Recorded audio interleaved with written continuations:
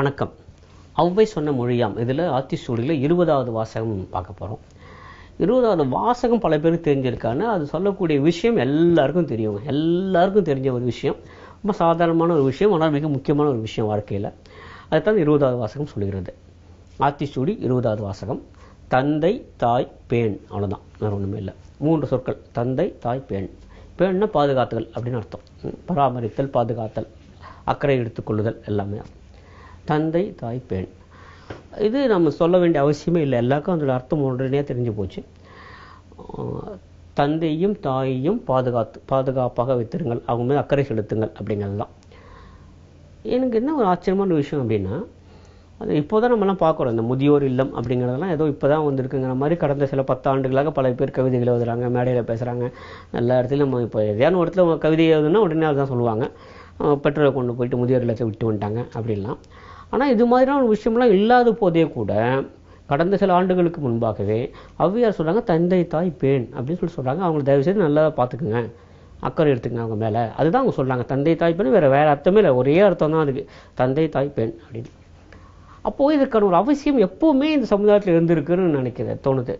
ஏன்னா பல பேர் ஏதோ இப்போ தான் எல்லோரும் மாறிட்டாங்க, இப்போ இருக்கிற இளைஞர்கள் தான் ஏதோ பெற்றோர்கள் மேலாம் கவனம் வைக்காமல் விட்டுட்டு போயிட்டாங்க அப்படிங்கிற மாதிரி சொல்கிறாங்களா, அதுவே அடிப்படையில் ஒரு பொய்ன்னு தோணுது.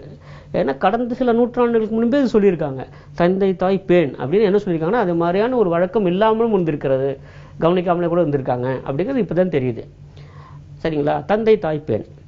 சரி, இதுக்கப்புறம் இந்த வாசகத்துக்குள்ளே போகலாம். தந்தையும் தாயையும் தயவு செய்து காப்பாற்றுங்கள் அப்படின்னு.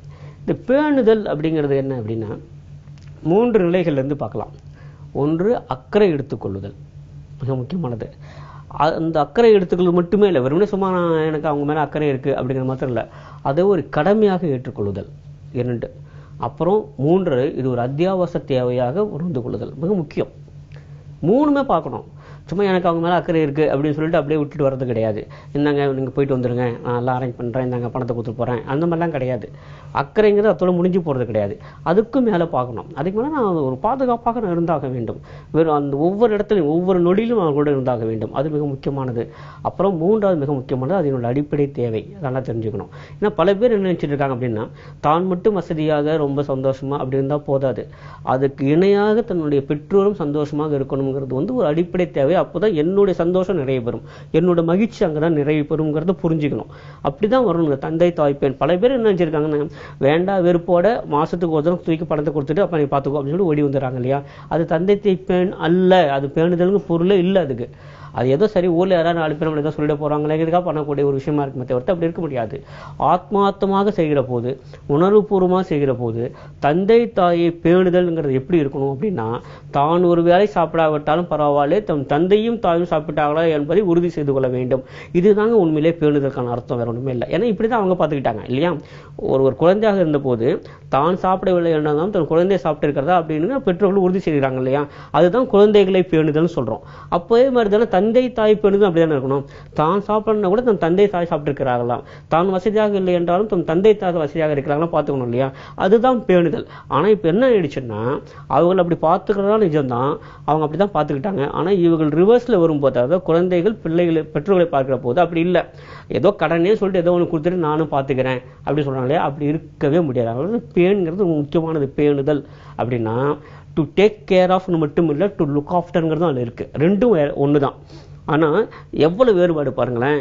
ஐ am taking care of them அப்படிங்கிறதுக்கும் I am looking after them அப்படிங்கிறதுக்கும் ஒரு மிகப்பெரிய வேறுபாடு இருக்கிறது. லுக்கிங் ஆஃப்டர் அப்படின்னா அவங்க செய்கிற ஒவ்வொன்றையும் நான் பார்க்குறேன். அவங்க சரியான நேரத்தில் சாப்பாடு வந்திருக்கா, அவங்க நல்ல உடல்நலத்தோடு இருக்காங்களா, அவங்க எல்லா வசதியும் இருக்கா, அவங்களுக்கு மனக்குறை இல்லாமல் இருக்கிறார்கள், அவங்க கேட்பதற்கு முன்பாக அவங்களுக்கெல்லாம் கிடைத்து விடுகிறதா, எல்லாத்தையும் பார்க்கணும். இதுதான் பேணுதல். ஆனால் இப்போ எல்லாரும் எப்படி நினச்சிட்டு இருக்காங்கன்னா, மாதத்துக்கு ஒரு முறை இல்லைன்னா வருஷத்துக்கு ஒரு முறை போயிட்டு இருந்தாங்க அப்படின்னு சொல்லி கொடுத்துட்டு வந்தாச்சா முடிஞ்சு போச்சு அப்படின்னா, அது டேக்கிங் கேர்னு கூட சொல்ல முடியாது. அதனால ஒரு விதத்தில் அப்படியே நினச்சிக்கிறாங்க. they think they are really taking care of them. அப்படி இல்லை. ஆனாலும் கூட ஔவையார் ரொம்ப அருமையான சொல்கிறாங்க, பேணுதல் அதுதான் முக்கியம். அப்படின்னா it is not just taking care, it is looking after. இதுதான் ரொம்ப முக்கியம். அவங்களே பார்த்துக்கணும். இந்த பார்த்துக்கிறது அப்படிங்கிறது இருக்கு இல்லைங்களா, ரொம்ப முக்கியமான ஒரு விஷயம். அவர்கள் பணத்துக்காக அவர்கள் நம்ம எதிர்பார்த்து கொண்டிருக்கிறார்கள் தயவு செய்து நினைக்கவே வேண்டாம் யாருமே. அப்படி இல்லை. அதையும் தாண்டி அவர்கள் நம்ம மீது அக்கறை வைத்திருக்கிறார்களா, எந்த அளவுக்கு அக்கறை வச்சிருக்காங்க, எந்த அளவுக்கு விசாரிக்கிறாங்க, எந்த அளவுக்கு வேண்டி நம்ம கேட்காமலே செய்கிறார்கள்.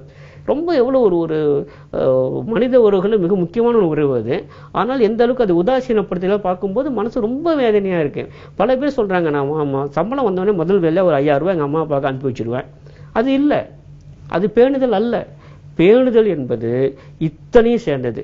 ஒருவருடைய பொருளாதார தேவைகளை நிறைவேற்றுவது மட்டுமே இல்லை, அவர்கள் உடன் இருத்தல், அவளுடன் உரையாடுதல், அவர்களுக்கு தேவையான வசதிகள் அவர்கள் கேட்காமலே கிடைக்கிறதா என்று பார்த்துக்கொள்ளுதல், அவர்களுக்கான பாதுகாப்பாக அவர்கள் உணர்கிறார்களாக உறுதி செய்து கொள்ளுதல், எல்லாமே இருக்கு. இப்போ நீங்கள் பார்த்தீங்கன்னா ஒரு பாதுகாப்பற்ற சூழலிலே பெற்றோர்கள் இருக்கிறார்கள் அப்படிங்கிற போது அது பேணுதலே இல்லை.